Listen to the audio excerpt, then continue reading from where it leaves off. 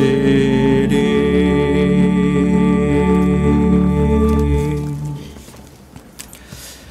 다 함께 몸과 마음을 정돈하시고 묵도하심으로 살아계신 하나님께 주일 난 예배를 드리겠습니다.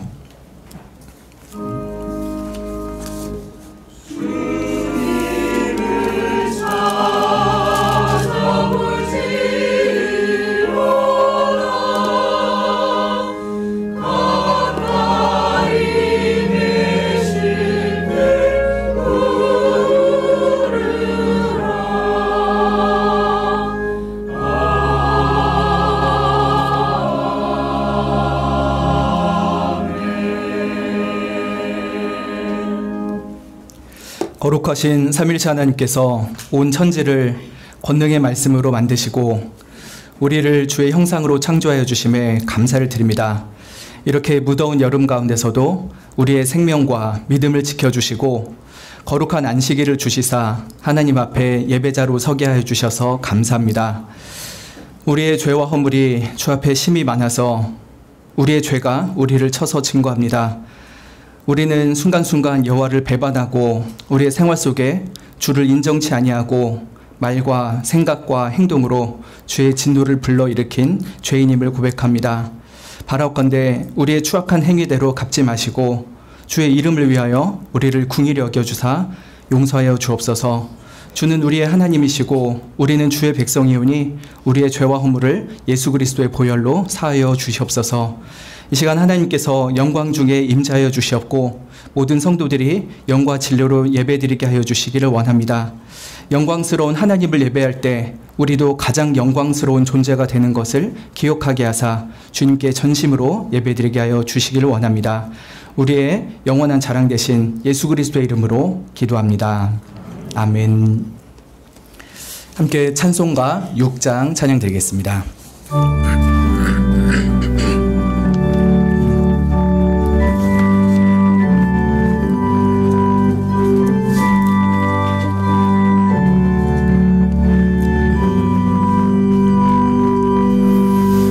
찬양 성부 성자 성령 삼위일체 신께 영세무궁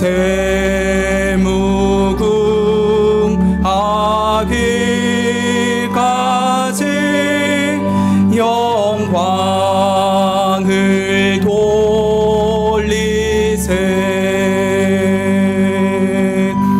영광을 돌리세.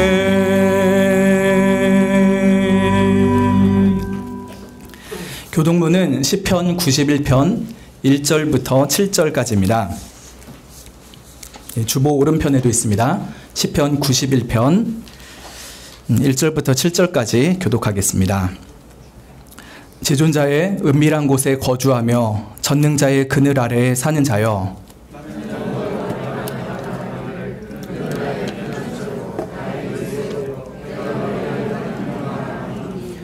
이는 그가 너를 새 사냥꾼의 올무에서와 심한 전염병에서 건지실 것이미로다.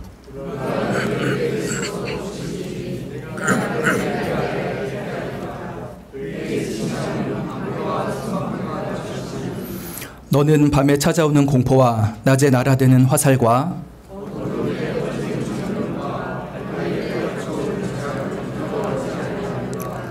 천명이 내 왼쪽에서 만명이 내 오른쪽에서 엎드러지나 이 재앙이 내게 가까이 하지 못하리로다.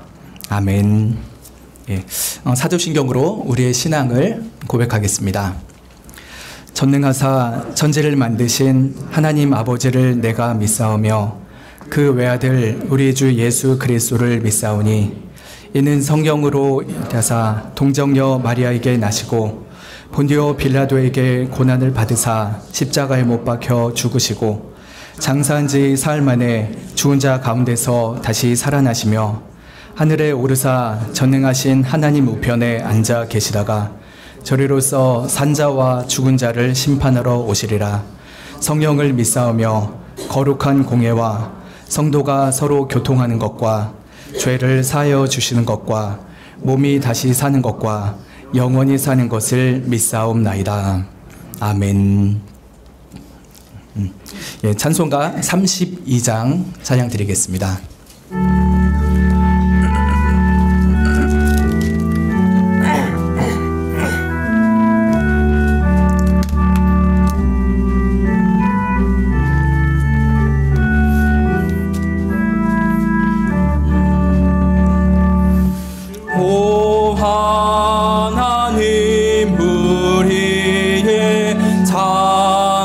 주시니 내 주님께 위한 것들입니다. 내 주께만 엎드려 경배드리며 내 주의 이름 높이 찬양하네. 오 하나님 우리의 대주제시여 큰 풍랑일 때도 도우셨네. 죽음에서 우리를 구하셨으니 내 주의 이름 높이 찬양하네. 주 하나님 이름을 함께 높이며 대주제께 영광을 돌리오리. 그 능력이 우리를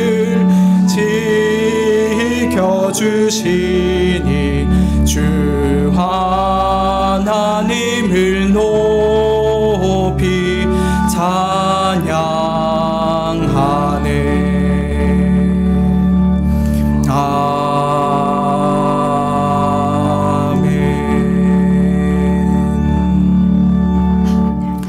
예, 교회 소식 봐주시면 감사하겠습니다.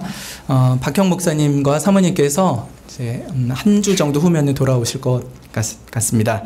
예, 위하여서 기도하시고 남은 동안에도 풍성한 은혜와 안식이 넘치도록 기도해 주시면 감사하겠습니다. 토요일, 이번 주 토요일 오전 10시 10분에 여성도 기도회가 있습니다. 그리고 전교훈 여름수련회가 8월에 있는데요. 8월 14일, 15일 월요일, 화요일입니다. 장소는 그레이스 연수원이라는 곳인데 파주에 있습니다. 위하여 기도해 주시고 또 시간을 비워 놓으시고 또 함께 주ம்பி해 주시면 감사하겠습니다. 그리고 7월 구역 모임 일정이 있습니다. 주보를 참고해 주시면 감사하겠습니다. 예, 함께 기도 드리겠습니다. 우리의 창조주이시며 유일한 구원자 되신 하나님을 찬양합니다. 탕자같이 완악하여 주를 쉽게 떠나고 세상의 소망 아닌 것들을 찾는 모습 중에서도 우리를 궁일히 여겨주셔서 우리를 찾아내 주시고 구원하여 주셔서 감사를 드립니다. 이 시간 주의 얼굴을 배우고자 예배의 자리에 나오게 하시고 찬양할 입술과 기도의 소원을 주시며 하나님의 진리의 말씀으로 우리를 거룩하게 해주셔서 감사를 드립니다. 만왕의 왕이요 만주의 주이신 하나님의 생명의 말씀에 순종하기보다는 마치 사사시대의 사람들처럼 우리 소견에 오른 대로 내 마음에 드는 대로 자행자제하며 하나님을 대적하고 부모님과 형제 자매와 친구들에게 죄를 범하였음을 주님 앞에 회개드리옵나이다. 예수 그리스도의 십자가의 보혈을 의지하여 겸손히 우리의 죄를 회개하옵나니 흰눈보다 더 희게 우리를 씻어주시기를 원합니다. 더 나아가 우리의 허물을 우리 스스로 깨달을 수도 없고 죄를 자복할 수도 없사오니 성령 하나님 우리의 영을 깨워주시사 우리의 죄를 깨닫게 해주시며 하나님의 참 진리의 말씀으로 살고자 하는 거룩한 소욕을 일으켜 주시기를 원하옵나이다. 창조주 하나님께서 심히 아름답게 이 피조 세계를 지으시고 우리 인간들에게 선물로 주셨으나 우리들이 불신앙과 탐욕으로 피조 세계를 훼손하고 파괴한 죄를 고백드립니다. 그로 인하여 지구촌 어딘가는 홍수와 가뭄으로 또 어딘가는 산불과 혹한으로 고통을 받습니다. 해수면이 높아져 많은 사람들이 살 땅을 잃고 삶의 터전을 떠나 난민이 되었습니다. 피조 세계도 우리와 함께 탄식하고 고통받으며 신음한 것을 우리가 압니다. 주님, 주께서 주신 창조의 질서를 우리가 어기고 이 세상을 온전히 관리하지 못한 죄를 용서해 주셨고 우리 믿는 자들이 더욱 먼저 창조주 하나님에 대한 신앙을 회복하고 피조 세계를 회복하는 일에 힘쓰게 하여 주시기를 원합나이다. 주께서 다시 새 하늘과 새 땅을 이루실 그날까지 이 처음 주신 땅과 하늘에 살아가며 하나님의 뜻에 순종하며 이 피조 세계를 아름답게 가꿀 수 있는 은혜를 주시기를 원합니다. 우리 지체들 가운데 큰 죄에 빠진 자를 구원하여 주시고 마음의 괴로움과 환경의 진둘림으로 신음하는 이들을 주께서 굽어 살펴 주시기를 원합니다. 육신의 중한 질병에 고통받는 지체들 고쳐주시고 회복시켜 주시기를 원합니다. 하나님, 우리의 구원과 영광이 하나님께만 있습니다. 우리가 물을 저축하지 못할 터진 웅덩이를 끊임없이 파는 헛되고 목마른 인생 살지 않게 해주시고 오직 생수의 유일한 근원 대신 하나님을 믿으며 살아갈 수 있도록 우리를 더욱 참되고 견고한 믿음의 사람들로 변화시켜 주시기를 원합니다. 모든 소망이 주께만 있기에 우리 영혼이 잠잠히 주만 바라봅니다. 시시로 주만 의지하고 주 앞에 우리의 모든 영혼을 의탁드립니다. 늘 낙심하고 방황하기 쉬운 우리의 영혼을 불쌍히 여겨주시사 오직 하나님만 바라보며 주만 가까이 하는 삶을 살게 해주시기를 원합니다. 주께서 우리에게 자신을 지극히 큰 상급으로 주시고 모든 선한 것을 아낌없이 베풀어 주신 분이심을 믿고 감사드리며 우리의 작은 예물을 하나님께 드리오니 기쁘게 받아주시기를 원합니다. 이 시간 완전하고 확실하며 정직하고 순결한 주의 말씀만 선포되게 하여 주시고 전하는 자와 듣는 자 모두에게 깨닫고 순종하는 은혜를 베풀어 주시옵소서.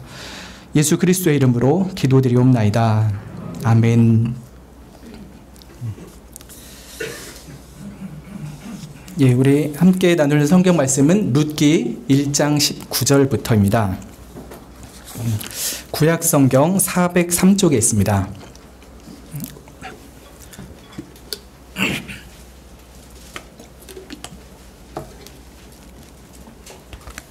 룻기 1장 19절부터 2장 16절까지입니다. 예. 1장 19절부터 2장 16절입니다. 약간 길긴 한데 제가 봉독하겠습니다. 이에 그 두 사람이 행하여 베들레헴까지 이르니라. 베들레헴에 이를 때에 온 성읍이 그들을 인하여 떠들며 이르기를 이가 나오미냐 하는지라. 나오미가 그들에게 이르되 나를 나오미라 칭하지 말고 마라라 칭하라. 이는 전능자가 나를 심히 괴롭게 하셨음이니라. 내가 풍족하게 나갔더니 여호와께서 나로 비어 돌아오게 하셨느니라. 여호와께서 나를 징벌하셨고 전능자가 나를 괴롭게 하셨거늘 너희가 어찌 나를 나오미라 칭하느뇨 하니라. 나오미가 모압 지방에서 그 자부 모압 여인 룻과 함께 돌아왔는데 그들이 보리 추수 시작할 때 베들레헴에 이르렀더라. 나오미의 남편 엘리멜렉의 친족 중 유력한 자가 있으니 이름은 보아스더라.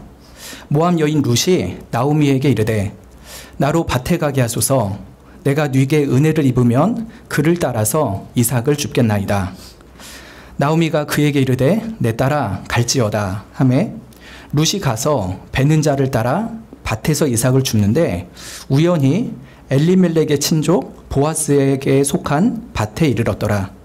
마침 보아스가 베들레헴에서부터 와서 베는 자들에게 이르되 여호와께서 너희와 함께 하시기를 원하노라. 그들이 대답하되 여호와께서 당신에게 복 주시기를 원하나이다. 보아스가 베는 자들을 거느린 사환에게 이르되 이는 네 소녀냐? 베는 자를 거느린 사환이 대답하여 가로되 이는 나오미와 함께 모압 지방에서 돌아온 모압 소녀인데 그의 말이 나로 베는 자를 따라 단 사이에서 이삭을 죽게 하소서 하였고 아침부터 와서는 잠시 집에서 쉰 외에 지금까지 계속하는 중이니이다. 보아스가 룻에게 이르되 내 딸아 들으라. 이삭을 주우러 다른 밭에 가지 말며 여기서 떠나지 말고 나의 소녀들과 함께 있으라. 그들의 배는 밭을 보고 그들을 따르라. 내가 그 소년들에게 명하여 너를 건드리지 말라 하였느니라. 목이 마르거든 그릇에 가서 소년들의 길어온 것을 마실지니라. 룻이 땅에 엎드려 절하며 그에게 이르되 나는 이방 여인이오늘 당신이 어찌하여 내게 은혜를 베푸시며 나를 돌아보시나이까. 보아스가 그에게 대답하여 가로되 내 남편이 죽은 후로 내가 시므에게 행한 모든 것과 내 부모와 고국을 떠나 전에 알지 못하던 백성에게로 온 일이 내게 분명히 들렸느니라.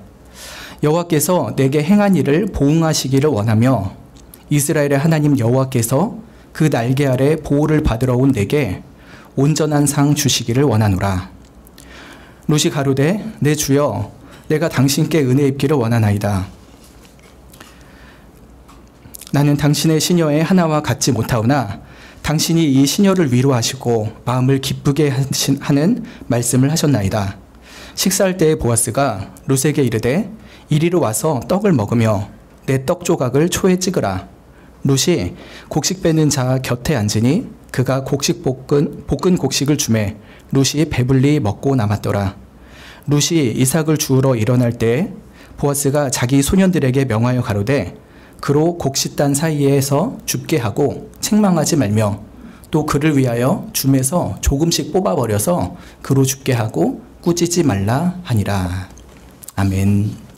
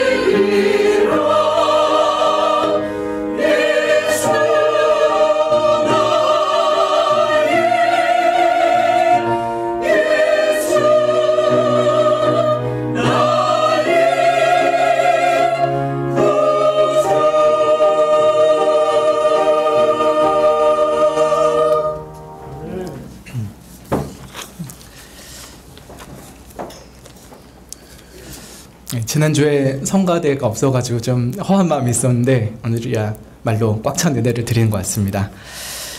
지난주에 낮예배 설교 드렸던 거 잠깐 좀 말씀드리고자 합니다. 사사시대는 하나님을 진정한 왕으로 삼지 않고 사람들이 각기 소견에 오른 대로 살던 매우 패역한 시대였습니다.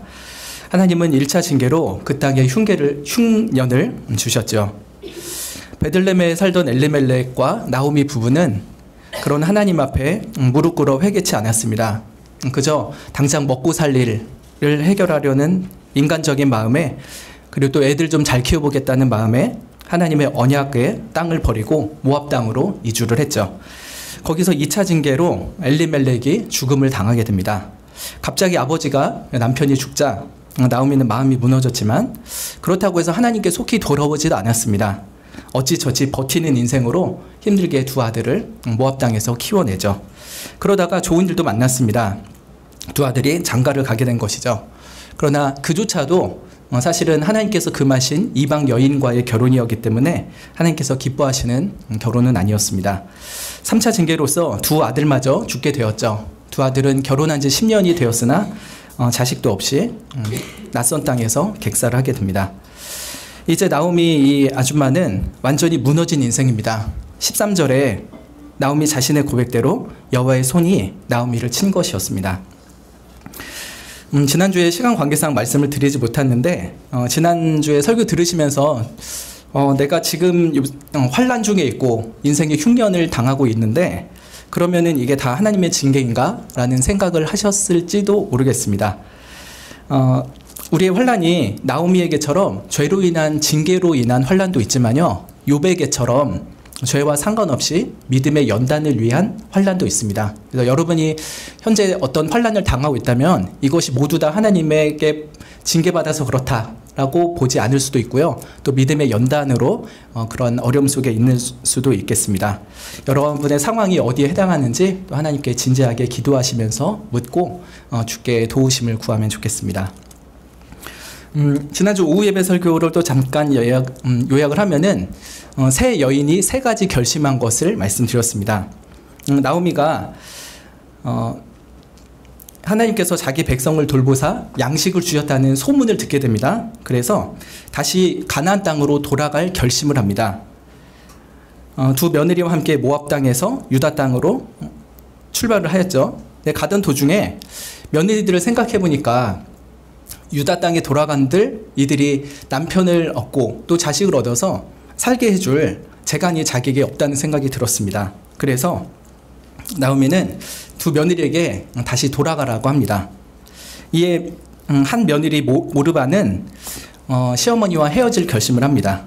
세상적으로 소망이 없다면은 내가 굳이 유다 땅 갈 필요 없다. 그냥 모압 땅에서 내 백성, 원래 나의 신 모압의 그모스 신 모시면서 거기서 행복한 가정을 꾸려보리라 하는 마음이었죠.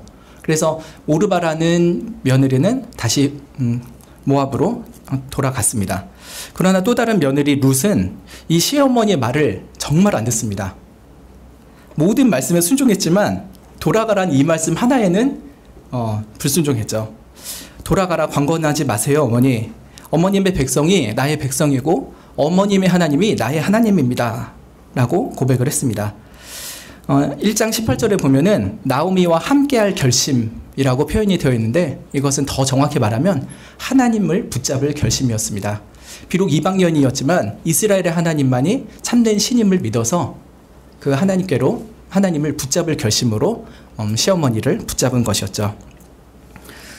이 며느리 룻도 유다 땅에 가면은 세상적으로 어떤 것이 보장되지 않았음을 압니다. 거기서 남편을 얻기도 마땅치 않을 거고 그럼 자식을 낳는 것도 어렵겠죠. 그러나 영적으로는 하나님께서 모든 죄를 용서하시고 은혜로 함께하여 주시리라는 믿음 하나 붙잡고 그 시어머니를 따라서 가나안 땅으로 돌아가고 있습니다. 마치 믿음의 조상 아브라함처럼 하나님만 바라보면서 본토, 친척, 아비집을 떠났던 것이죠. 10년의 결혼 생활 동안 그 나오미 시댁에서 오가는 하나님에 대한 이런저런 말을 들으면서 어느 순간 그 말 가운데 하나님에 대한 믿음이 싹트기 시작했고 거듭나게 되었고 하나님을 온전히 믿게 되는 믿음의 사람으로 변화가 된 것이었습니다. 이제 오늘 읽은 본문 말씀을 보면 좋겠습니다. 여호와의 긍휼을 바라면서 이제 두 여인만 베들레헴에 도착을 하게 됩니다.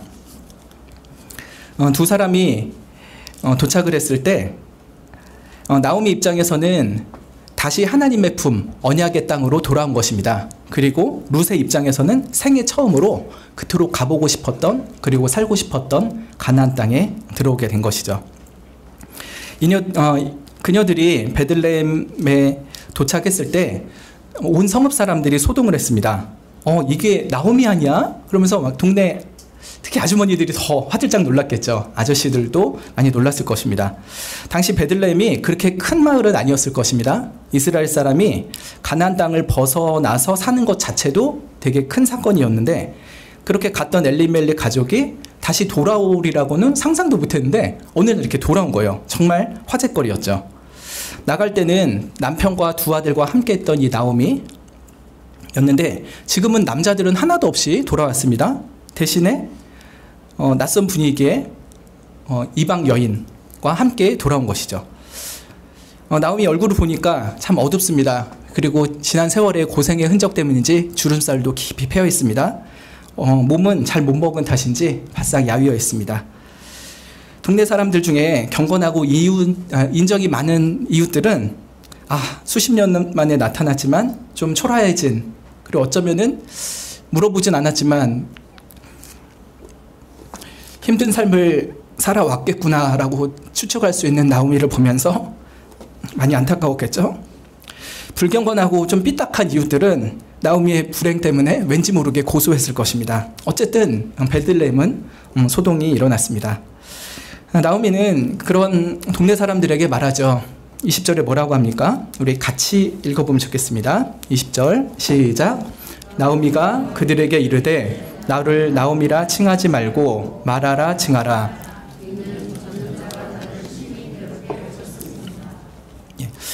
나오미의 이름 뜻이 무엇인지 혹시 기억나시나요? 나의 즐거움, 나의 기쁨, 이런 뜻입니다.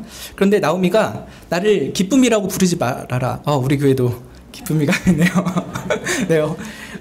나를 즐거움이라고 부르지 마세요. 저를 마라라고 부르세요. 이러는 겁니다. 마라의 뜻은 뭐냐면 쓴맛, 괴로움입니다.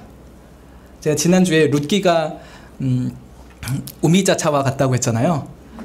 인생의 쓴맛을 나오미가 너무 깊이 경험하고 있기 때문에 자기의 이름을 쓴맛이라고 해주세요, 괴로움이라고 해주세요 라고 동네 사람들한테 말할 정도였습니다. 이제 나오미 인생에는 즐거움도 기쁨도 달달함도 없습니다. 그저 인생에 쓰디쓴 맛만 남았습니다.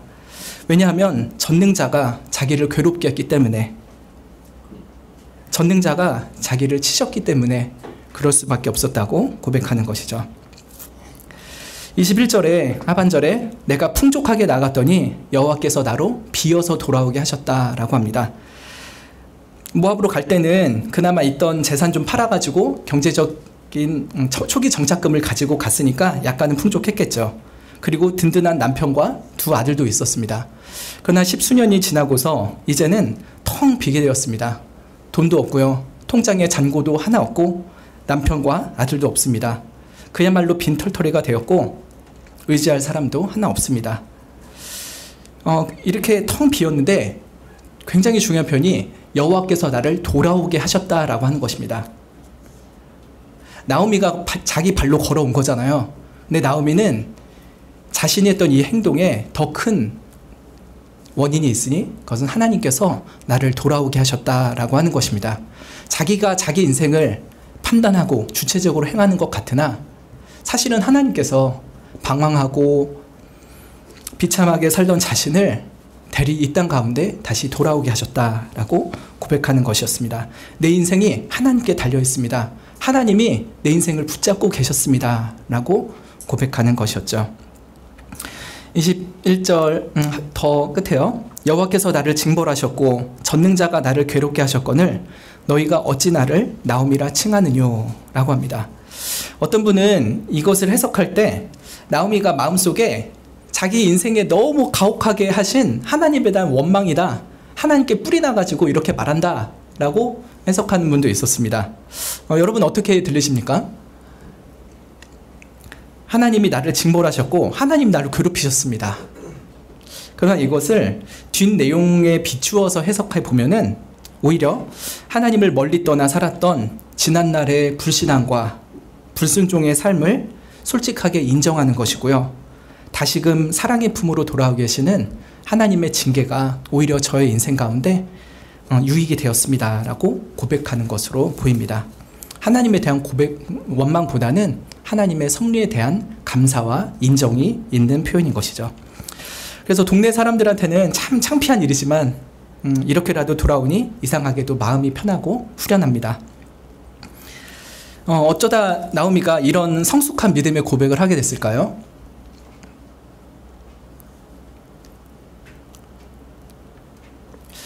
그의 징계 속에서 하나님이 어떠신 분인지에 대한 참된 믿음이 생겼기 때문입니다. 여러분은 하나님께 징계를 받아본 적이 있으십니까?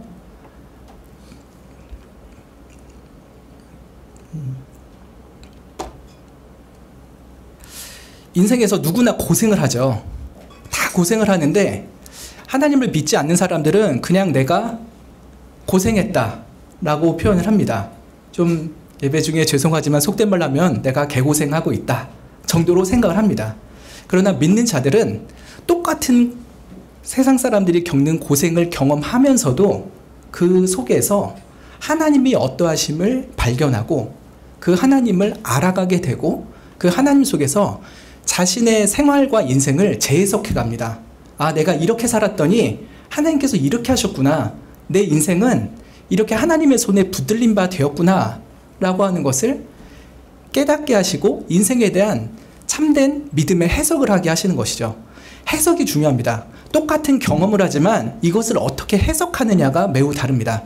불신자들은 똑같은 고생할 때 그 해석이 그냥 내가 재수 없어서, 내가 운이 없어서 이렇게 살고 있는 거야 라고 하겠죠. 그러나 믿는 자들은 하나님의 징계를 받아 고생할 때 그 해석이 하나님이 나를 벌하시고 하나님이 나를 괴롭게 하시나 이것 또한 사랑이야 라고 하면서 해석을 하는 것이죠. 그렇게 해석을 하게 되는 중요한 근거는 무엇이냐면 하나님이 어떠하신 분이냐를 알아가는 것입니다. 하나님을 새롭게 발견하고 하나님을 아는 지식이 새로워질 때야 비로소 아, 이 하나님 안에서 내 인생이 이렇게 징계를 받을지라도 사실은 복을 받았구나 라고 고백하는 것이죠. 나오미가 발견한 하나님은 어떤 하나님입니까? 20절, 21절에 보면은 하나님을 여호와라고 표현하고요. 또 하나 뭐가 있습니까? 하나님을 전능자라고 표현합니다. 이 두 가지 표현을 반복해서 씁니다. 여호와는 어떤 분이십니까? 스스로 존재하시면서 온 세상을 말씀으로 창조하신 분이시죠. 그리고 특별히 아브라함과 이삭과 야곱을 언약으로 부르신 언약의 하나님을 강조하는 표현입니다. 스스로 존재하시며 그의 택하신 백성을 부르사 언약을 맺으신 하나님을 강조하는 표현이 여호와입니다. 그래서 나오미는 여호와 하나님께서 내 인생의 참 주인이셨는데 그리고 은혜로운 언약을 주셨는데 내가 그분을 떠나 살았습니다. 그러나 그 여호와께서 다시 나를 부르셨습니다 라고 하며 하나님의 여호와 되심을 다시 깨닫게 된 것이죠. 또 하나님을 전능자라고 합니다. 높은 곳에 좌정하사 이 세상의 모든 것들을 다스리시고 한 사람 한 사람의 생사화복을 주관하시는 전능자, 그 하나님이 나 한 사람의 인생을 찾아내셨고 나를 이렇게 부르사 다시금 은혜의 언약의 땅으로 저를 데려오셨습니다 라고 고백하는 것이었습니다. 여러분 인생의 고생을 하실 때 하나님을 재발견하는 은혜가 있으시길 바랍니다. 하나님은 우리의 전능자이시고 우리의 여호와 하나님이십니다. 우리의 창조자이시고요. 우리의 생사화복을 주관하시는 유일한 참된 신이시죠. 그 하나님의 섭리 가운데 우리가 고생을 하여 인생이 망하고 때로는 원치 않는 해를 입기도 하고 바라던 일이 실패로 돌아간다 할지라도요. 그 속에서 하나님이 나에게 어떤 하나님을 발견하게 된다면 그 어떤 것보다도 더 큰 은혜를 입은 것일 겁니다. 이렇게 생각하지 않으면 하나님께 징계받을 때 이런 마음이 들죠. 아, 내가 뭘 그렇게 잘못했다고 하나님 저만 괴롭히세요? 제 친구는 저보다 더 못되게 살아도 공부도 잘하고 잘 나가는데 왜 하나님은 저만 못 잡아먹어서 이렇게 안달이세요? 사실 하나님은 버리신 자들은 그 죄악된 본성대로 살게 그냥 내버리십니다. 물론 그들의 인생 중간중간에 징벌하시기도 하지만요, 진정한 징벌은 영원한 지옥에서 맛보게 하시도록 이 땅 가운데는 내버려 두실 때가 많습니다. 그러나 창세전부터 선택하시고 사랑하는 특별한 자녀들은요, 인생 중에 어긋난 길로 갈 때 내버려 두질 않으십니다. 우리 생각에는 날 괴롭히시는 거 아닌가 하는 생각이 들 정도로 우리를 들들 볶으셔서 다시금 주의 품으로 돌아오게 하시는 것입니다. 이것은 괴롭힘이 아니라 사랑이죠. 제가 친척 형한테 들었던 얘기가 있습니다. 재작년쯤에 들었던 얘기인데, 그 친척 형의 둘째 딸이 정말 예뻐요. 저도 봤는데 연예인 아니야 깜짝 놀랐어요. 결혼식장에서 봤는데 그 둘째 딸인지 몰랐어요. 근데 그냥 한 여성이 이렇게 아가씨가 오는데 너무 이뻐가지고 깜짝 놀랐어요. 너무 진짜 예쁘다 했는데 알고 보니까 친척 형이 둘째 딸이었어요. 근데 이 딸이 고등학교 때 그 소위 일진 노는 애들이랑 어울렸죠. 예쁘면 좀 그런 일이 있잖아요. 그래서 그 고등학교 때 그렇게 친구들이랑 어울려 다니면서 좀 안 좋은 일을 하면서 살았죠. 보다 못한 저의 그 사촌 형이 학교 끝나면은 교문에 지키고 있었어요. 그리고 그 아이가 끝나고 나오면은 그 애를 그냥 데리고 집으로 데려온 거예요. 그럼 이 아이는, 이 딸은 고등학교 때 그 아버지를 피해서 이리저리 막 도망을 다니면서 또 그런 삶을 살았겠죠. 딸은 아빠랑 맨날 싸웁니다. 그 형의 말로 진짜 사는 게 아니었다고 하더라고요. 그 탈선한 자녀 때문에. 그래도 그 사촌 형은 그 딸을 포기하지 않고 계속 찾으러 다니고 어떻게든 데리고 왔어요. 고등학교 졸업하고 철 들고 나서야 이 둘째 딸이 아버지에게 그렇게 얘기했대요. 아빠 고마워.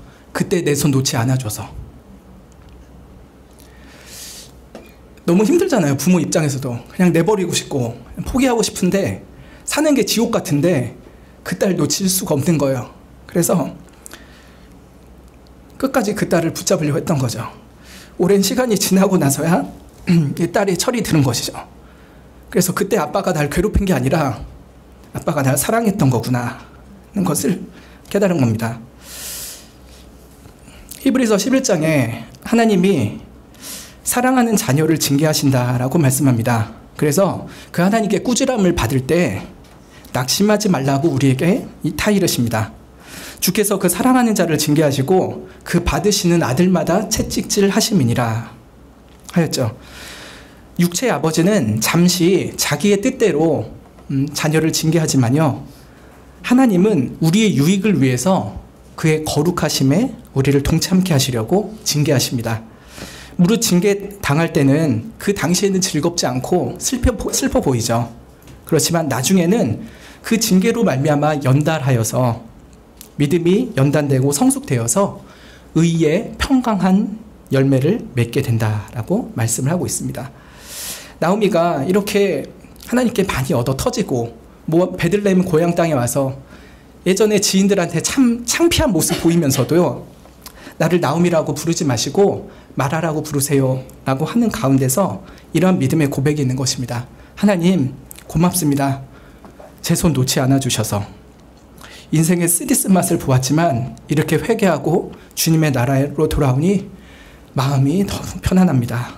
이제야 내 마음이 안식을 누립니다 하는 것이죠.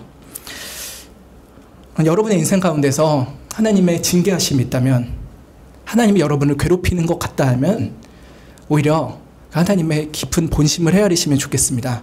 하나님이 괴롭히려는 것이 아니라요, 오히려 사랑해 주셔서 여러분의 손을 놓지 않고 계신 것입니다. 여러분은 그 손을 뿌리치려고 흔들고 하지만 하나님께서는 그 강한 팔, 오른손으로 여러분을 굳게 붙잡아 주시는 것입니다. 그렇게 고백하셔도 좋겠습니다. 이제 나는 나오미가 아닙니다. 저는 마라입니다. 이렇게 고백함은 하나님의 징계를 달게 받고 그 속에서 하나님의 회복의 은혜를 이제부터 바라보며 살겠습니다 하는 믿음의 고백입니다. 그런 고백이 우리 모두에게 있기를 소망합니다. 보리 추수 시작할 때 베들레헴에 이르렀다라고 하는 게 매우 중요한 앞으로의 전개될 일에 대한 징조이죠. 몸도 마음도 텅 빈 채로 돌아왔지만 하나님은 이제 나오미에게 곡식으로 채워주시고 그보다 더 큰 은혜로 채워주실 것을 암시해 주는 표현이 되었습니다. 나오미는 모태신앙으로 태어났지만 오랫동안 방황하고 죽게로 겨우 돌아오게 되었죠. 룻은 모태 우상 숭배자입니다. 모태로부터 불신자인 그런 여인이지만 평생토록 타락했으나 처음으로 하나님께 돌아오게 되었습니다. 우리가 우리의 죄를 인정하고 돌아올 때 회복이 시작됩니다. 회개 없이 회복이 없습니다. 반드시 우리의 죄를 회개할 때에야 비로소 하나님의 회복의 역사가 시작되는 것이죠. 그런 회복이 2장에서부터 본격적으로 펼쳐집니다. 1절에 새로운 등장인물 한 명을 잠깐 소개합니다. 나오미의 남편 엘리멜렉의 친족 중에 유력한 한 사람이 있으니 이름이 보아스라라고 합니다. 보아스는 베들레헴 에브랏의 친족 중에 한 명이었죠. 유력하다라고 하는 것은 경제적으로는 좀 부유하고요, 사회적으로도 영향력이 있고 인격적으로도 훌륭한 사람을 말합니다. 전인격적으로 굉장히 귀한 신앙인을 표현하는 그런 말이죠. 또 한편으로는 전쟁에서 싸움을 잘하는 사람을 표현할 때도 유력하다라는 말을 씁니다. 네, 이 보아스 얘기가 살짝 들어가야 다시 룻과 나오미의 얘기로 2절이 시작되죠. 룻은 긴 여행에 지쳤고 이제 연로한 시어머니를 위해서 곡식을 구하러 가겠다고 어머니에게 허락을 구합니다. 참 부지런하고 예의 바르죠. 당시 가나안에서 추수 방식을 좀 잠깐 보면 좋겠는데요. 이제 보리나 밀을 재배를 합니다. 추수때가 되면은 남성들이 한 손으로 보리단 한 움큼을 이렇게 줍니다. 그리고 다른 손으로 들고 있던 낫으로 그것을 딱 자르죠. 그럼 이 단이 생기잖아요. 이거를 바닥에 놓으면은 여성들이 따라가면서 이 단들을 큰 묶음 단위로 이렇게 묶어 놓습니다. 그리고 나중에 타작하는 곳에다가 이 묶어놓은 것을 다 옮겨서 거기서 타작을 하는 것을 전체 과정으로 합니다. 근데 지금은 이제 추수하는 시기가 도래했던 것이죠. 그래서 이 며느리 룻은 시어머니의 허락을 받아서 추수를 하러 갑니다. 근데 자신의 밭이 없고 곡식이 없잖아요. 그래서 무엇을 합니까? 남의 밭에 가서 떨어진 이삭을 주워 오려고 하는 것입니다. 하나님께서 모세를 통해서 추수 방식에 대해서 말씀하실 때 특별히 가난한 자에 대한 율례를 더하셨습니다. 레위기 23장 22절에 있는데 제가 읽어보겠습니다. 너희 땅에 곡물을 벨 때 밭 모퉁이까지 다 베지 말고 떨어진 곡식을 줍지 말고 너는 그것을 가난한 자와 객을 위하여 버려두라. 나는 너희 하나님 여호와니라 했습니다. 우리 같으면 밭 모퉁이에 있는 것까지 싹싹 다 긁어서 잘라 놓을 것 같잖아요. 근데 그러지 않고 모퉁이에 있는 것을 일부러 남겨놓으라고 합니다. 그리고 자르다가 땅에 떨어지는 것들 있잖아요. 어이구 아까워, 이거 어떻게 하나하나 다 주지 말고 그냥 떨어지면 떨어진 대로 두라고 합니다. 그래야 가난한 이들이 와서 그것들을 가져갈 수 있으니까요. 하나님께서 밭도 없고 재산도 없는 가난한 자들을 위해서 이렇게 양식을 주시도록 배려를 한 매우 독특한 제도였습니다. 그런데 그 시대가 어느 시대입니까 지금? 사사시대죠. 사람들이 하나님의 이런 말씀 잘 지킬까요? 그걸 기대하기는 좀 어려운 시대입니다.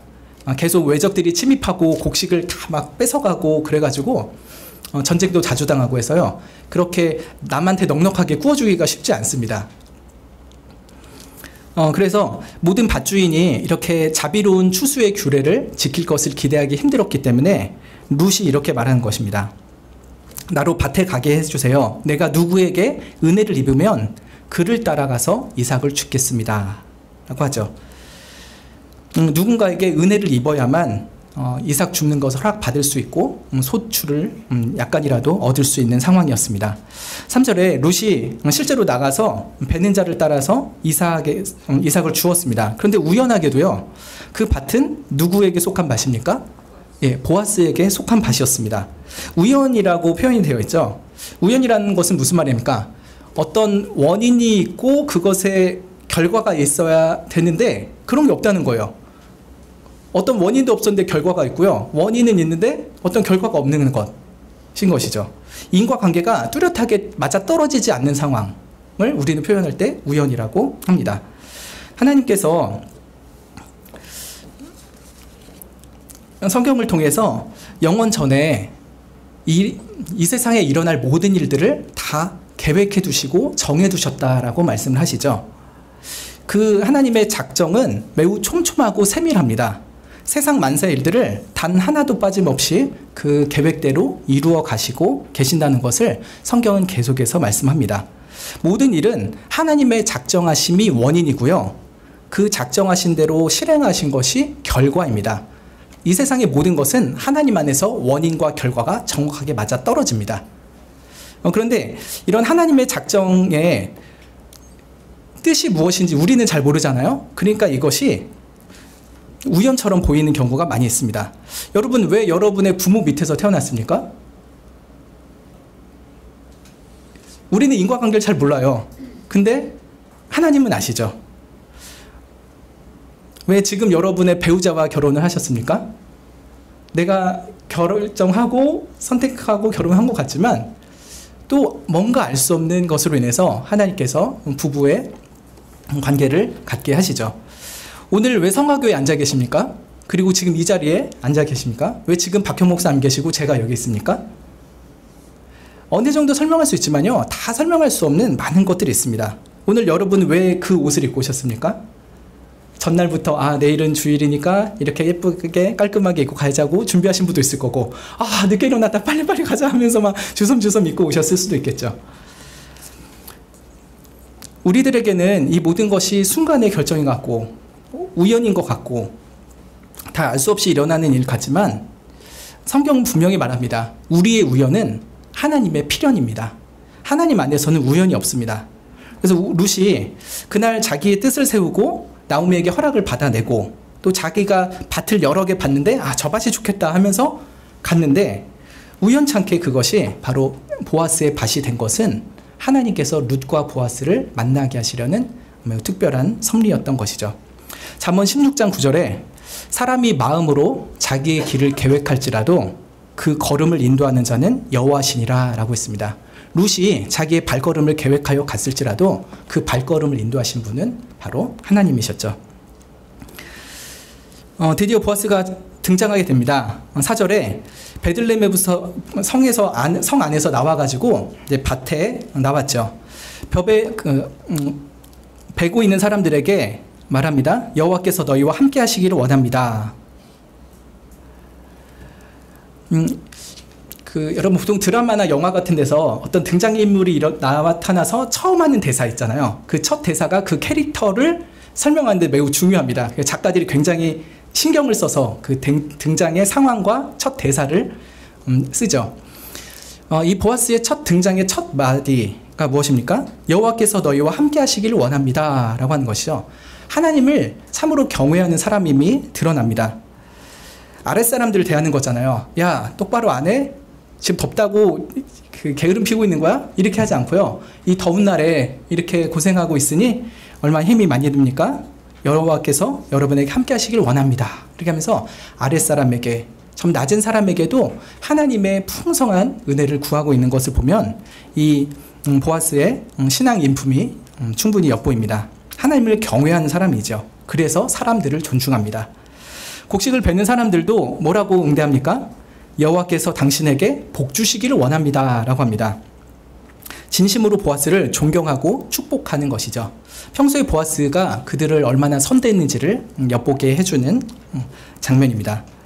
근데 이 보아스가 낯선 얼굴의 여인을 발견하게 되죠. 그래서 곡식 빼는 인부들 중에 총관리하는 사환, 감독관에게 물어봅니다. 이는 네 소녀냐? 라고 하죠. 자, 6절에 사환이 대답을 합니다.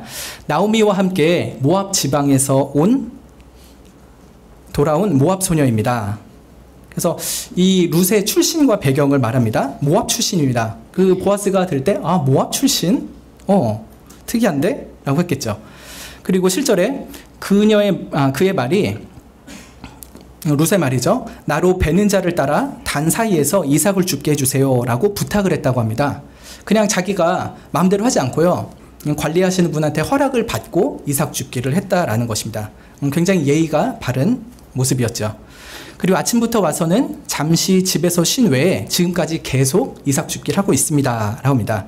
매우 성실하고 근면합니다. 근데 여러분, 이 집은 시어머니 댁인 것처럼 보이긴 하죠. 잠시 집에서 쉬었다가 왔다라고 하는데 그 뒤에 보면은 저녁 때 처음으로 집에 들어간 것으로 보입니다. 아마 우리나라에도 그런 거 있잖아요. 원두막 밭일 하다가 힘들면 잠시 쉴게끔 임시로 그늘처를 만들어 놓죠. 그렇게 쉼터로 만들어낸 밭집에서 잠시 쉬었다라고 하는 것으로 해석하는 것이 좋을 것 같습니다. 그렇게 룻에 대한 소개를 듣고서 보아스가 룻과 처음으로 대화를 시작합니다. 8절과 9절에 있죠. 내 딸아라고 부릅니다.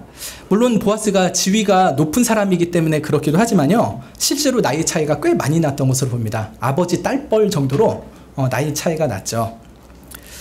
그리고 이 룻에게 하는 말이 뭡니까? 이삭을 주우러 다른 밭으로 가지 말아라. 여기서 떠나지 말고 나의 소녀들과 함께 있어라 라고 말합니다. 다른 곳에 갈 필요 없을 만큼 여기서 충분히 이삭을 줄게끔 내가 보장해 주겠다 라고 하면서 풍성한 것을 약속을 해줍니다. 그리고 그들이, 9절에 그들이라고 한 거는 남자 인부들입니다. 남자들이 베는 밭으로 따라다녀라. 그리고 그녀들을, 곡식 묻는 여성들을 따라다녀라 라고 합니다. 그리고 소년들에게 명해서 룻을 건드리지 말라라고 합니다. 신병상의 안전도 이렇게 철저하게 보장을 해준 것이었죠. 그리고 9절 끝에 목이 마르면 눈치 보지 말고 그릇에 가서 소년들이 길어온 물을 마셔라 라고 하죠. 이 그릇은 조그만 그릇이보다는 이제 공동적으로 마시는 큰 물통이 아닌가 싶습니다. 이 베들레헴의 우물 하면 생각나는 거 있으십니까? 베들레헴의 우물.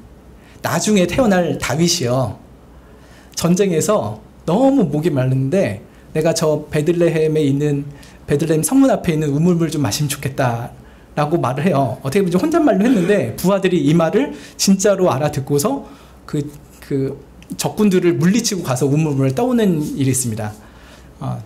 아마 그때의 우물이 여기서 온 우물이 아닌가 싶기도 합니다. 룻이 이렇게 질문을 하자, 이렇게 보아스가 말을 하자 룻이 질문을 합니다. 10절에 땅에 엎드려서 말하죠. 저는 이방 여인인데 당신이 어찌하여 나에게 은혜를 베풀고 나를 돌아보십니까? 감사합니다라는 말보다는요, 지금 룻의 마음은 어떤 겁니까? 놀라는 거예요. 나를 처음 봤고 게다가 제가 이방에서 온 여인인 거를 눈치채셨을 텐데 왜 이렇게 저한테 잘해주시죠? 제가 알기로는 이스라엘 사람들이 모압 사람들 안 좋아하는 걸로 들었는데요 라고 하는 것이죠. 이렇게나 과분한 친절과 도움을 받으리라고는 전혀 기대하지 않았는데 지금 그런 일이 일어나서 좀 당황스러울 정도로 감사한 상황입니다. 근데 보아스가 뜻밖의 대답을 합니다. 11절에 너의 남편이 죽은 후로 네가 시어머니에게 행한 모든 것, 그리고 너의 부모와 고국을 떠나서 전에 알지 못하던 백성에게로 온 일이 내게 분명히 들렸다라고 합니다. 마을 사람들이 뭐 페북을 한 것도 아니고 인스타를 한 것도 아닐 텐데 어떻게 이렇게 소문이 빨리 퍼졌는지 모르겠어요. 아무튼 이 낯선 이방 며느리에 대한 그 조사들을 그 동네 사람들이 했겠죠. 어떻게 된 거래? 나오미한테 가서 물어봐봐. 나오미가 사실 이렇게 됐어. 그래서 온 거야. 그랬더니 아이고 효분 났어. 그러면서 동네 사람들이 그 룻을 꽤 좋게 생각했던 것으로 보입니다. 남편 사후에 시어머니를 따라올 의무가 없잖아요, 사실. 남편 때문에 시어머니를 섬기는 건데 그 남편이 없으면 시어머니를 섬길 의무는 해소되는 것입니다. 그런데도 그 시어머니를 정성껏 봉양하러 이 먼 땅까지 쫓아왔습니다. 게다가 자기의 부모와 조국을 버리고 전에 알지 못하는 이스라엘에게로 왔기 때문에 이 룻의 행적이 보아스에게는 너무 아름다워 보였던 것이죠. 그리고 이것 때문에 12절에 매우 중요한 이 말을 룻에게 하고 있습니다. 우리 12절은 중요하니까 같이 읽어보겠습니다. 시작. 여호와께서 내게 행한 일을 보응하시기를 원하며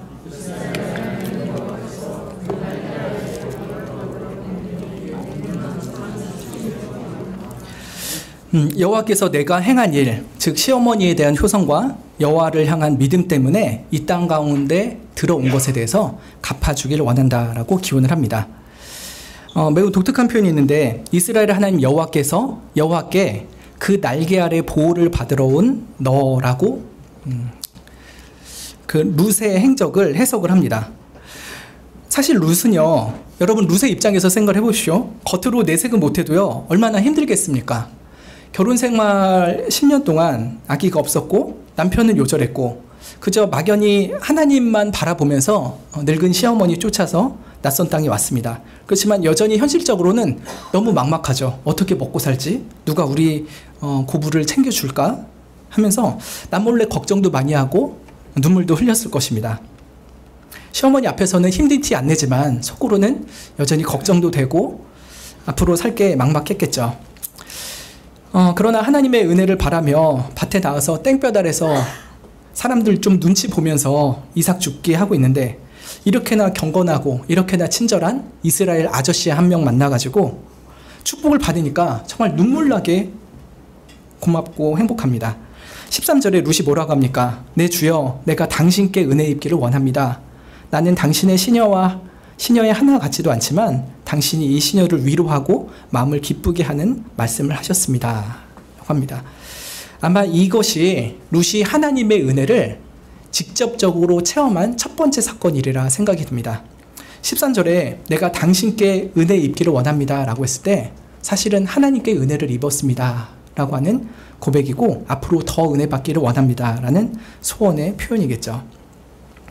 그래서 제 생각에는 12절에 그 보아스의 말이 사실은 하나님의 말로 들렸을 것 같습니다. 룻, 하나님이 이렇게 룻에게 말씀하셨을 것 같아요. 룻이 그렇게 느꼈을 것 같아요. 룻, 네가 행한 일 내가 하나도 잊지 않고 다 갚아줄 거야. 이스라엘의 하나님, 나 여호와의 날개 아래로 보호받으러 온 너를 내가 반드시 지키고 너에게 온전한 상을 베풀어 줄게 라고 하는 하나님의 음성으로 듣는 거죠. 내가 너 보호해 줄 거야. 그리고 너에게 완전한 상을 줄 거야 라고 합니다. 근데 그 상이 무엇일까요? 그렇게 고국을 떠나고 이스라엘 하나님을 찾아서 온 룻에게 베풀고자 하시는 하나님의 온전한 상이 무엇이겠습니까? 바로 하나님 자신인 것입니다. 물론 그 하나님께서 주시는 영생도 큰 선물이죠. 그 하나님을 믿을 때 가는 천국도 큰 선물임은 분명합니다. 그러나 여러분, 하나님 없이 영생을 산다면 그것이 참된 행복일까요? 하나님 없이 천국에서 산다면 그 천국이 천국일까요? 그렇지 않죠. 하나님께서 어떤 은혜를 주신다 할지라도 하나님 자신보다 더 큰 선물은 없습니다. 하나님 자신이야말로 지극히 큰 상급으로서 룻에게 베풀어 줄 것이다. 내가 나 자신을 너에게 가장 큰 선물로 주겠다라고 하나님께서 말씀을 하시는 것이죠. 이런 것은 아브라함을 비롯한 모든 성도들, 우리들에게도 주시고자 하는 상급의 매우 중요한 본질입니다. 하나님께서 아브라함에게 말씀하셨죠. 아브라함아, 두려워 말아라. 나는 너의 방패이고 너의 지극히 큰 상급이니라 라고 하셨습니다. 우리는 하나님 자신보다는요, 하나님께서 주시는 다른 선물을 구할 때가 훨씬 많습니다. 여러분의 기도의 90% 이상은 무엇입니까? 하나님 자신을 저에게 주십시오. 하나님을 알게 하시고 하나님을 닮게 하십시오 라는 그런 기도보다 하나님, 이번에 추진하고 있는 이 일들이 잘 되게 해주십시오. 이 사업에 좋은 결실을 맺게 해주십시오. 제가 어디 투자한 것에 손실이 있지 않게 하시고 크진 않더라도 어느 정도의 수익은 있게 해주십시오. 이러면서 하나님 자신보다 하나님께서 이 땅 가운데 주시고자 하는 일시적인 선물을 더 바라고 있다면 좀 아쉬운 것이죠. 우리가 더 하나님께 바라는 것은 하나님 자신을 보여주십시오. 주의 얼굴을 보게 해주십시오. 하나님 아는 지식으로 충만케 하시고 저의 성품이 하나님의 형상을 닮아가게 하옵소서 라고 하는 것이 더욱 참된 것이죠. 하나님께서 룻에게 주시고자 하는 온전한 상도 바로 그러한 것이고 보아스 역시 그러한 것을 바랬던 것입니다.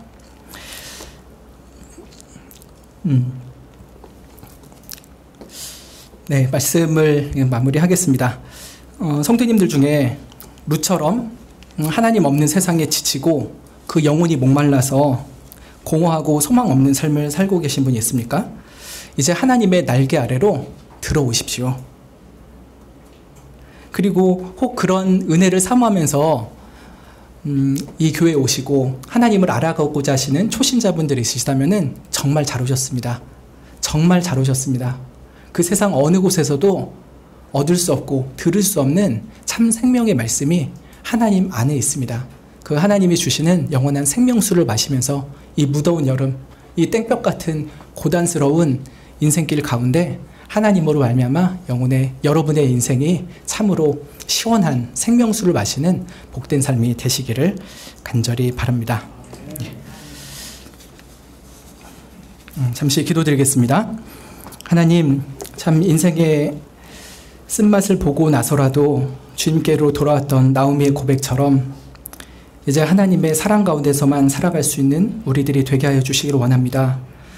또한 하나님을 알지 못한 채 우상에 휩싸여서 온 평생을 살았을지라도 주님께서 주시는 기이한 믿음 때문에 주께로 나온 룻과 같이 하나님, 우리를 하나님의 날개 그늘 아래로 품어주시기를 원합니다. 이 세상의 모든 해악으로부터 우리를 보호하여 주시고 이 세상의 모든 좋은 것보다 가장 좋으신 하나님 자신을 우리에게 가장 큰 상급으로 주시기를 간절히 바랍니다. 예수님의 이름으로 기도드리옵나이다. 아멘. 예, 우리 찬송가 478장 찬양 드리겠습니다.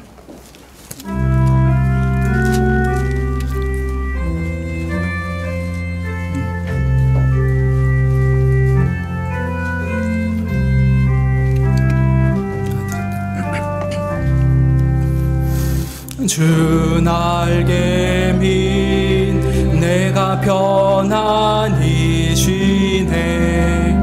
밤 깊고 비바람 불어쳐도 아버지께서 날 지키시리니 거기서 편안히 쉬리로다. 주 날개 밑 즐거워라. 그 사랑 그늘 잔위뇨. 주 날개 밑 내 쉬는 영혼 영원히 거기서 살리. 주 날개 민 나의 피난처 되니 거기서 쉬기를 원하노라.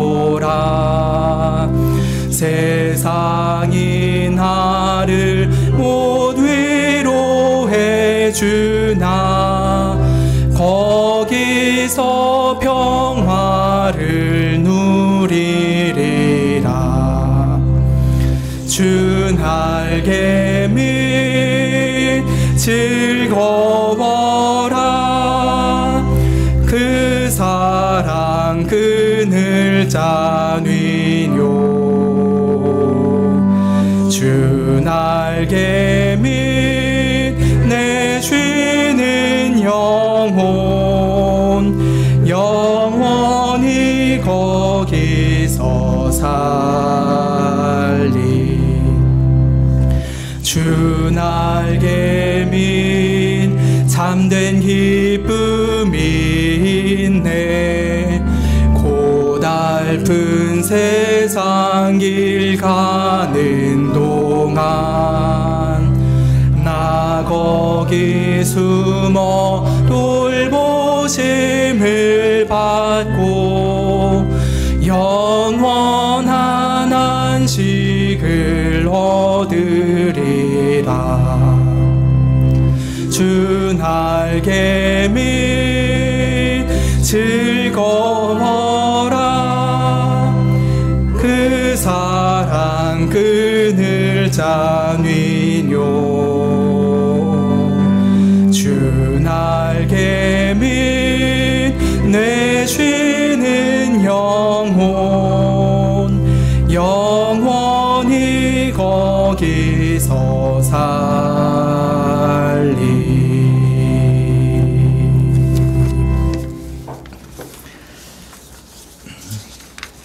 네, 제가 민수기 6장 말씀으로 축도하겠습니다.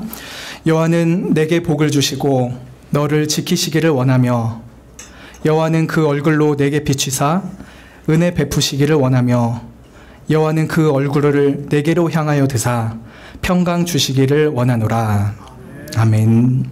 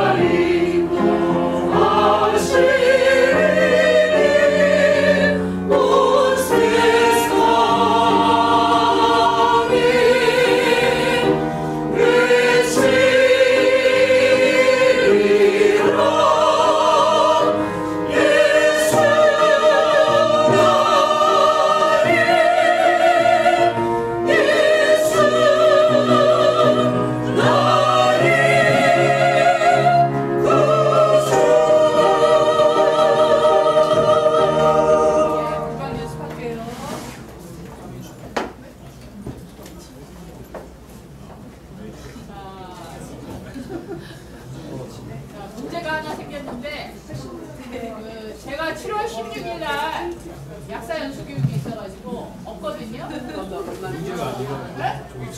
그래서 거기 그 배집사님이 좀 해주시면 안 될까 해서 우리 스탄찰동하고 7월 10일 집에 한번 쉬죠. 네? 또 아니 그게 아니라 너무 자주. 아주 쉬면